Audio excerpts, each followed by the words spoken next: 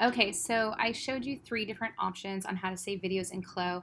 In this video, I just wanted to show you what they look like, how they turned out. So you can compare and contrast to see if there's a big difference. The first one is the turntable. This one took like 30 seconds to do. It's super quick. So I'm going to go ahead and click play. So, I mean, it's kind of a frozen, view of the garment, right? There's no like the fabric's not flowing and the avatar's not moving. So this one's very, very basic, and that's probably why it's so quick. The second way is this when we added a motion to it, but we didn't do a high res render. So I'm going to go ahead and play this one. This one didn't take that long, actually. And we also played around with like cutting and editing it a little bit. Let me just try that again. So this one's, I mean, I wish my bar wasn't in the way.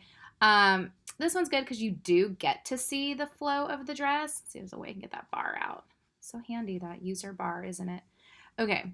And then the final way was the high resolution. Now this took over 24 hours and then CLO crashed on me. So I actually didn't even get all 400 something frames. It crashed at 373 frames.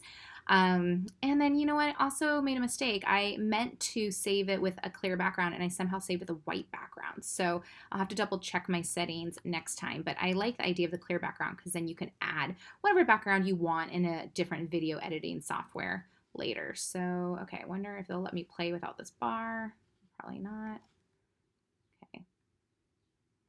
I sure wish, there we go, that bar.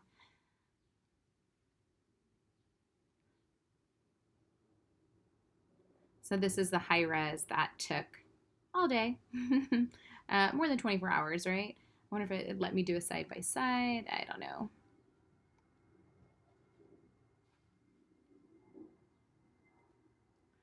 Okay, so I just wanted to share that result with you guys.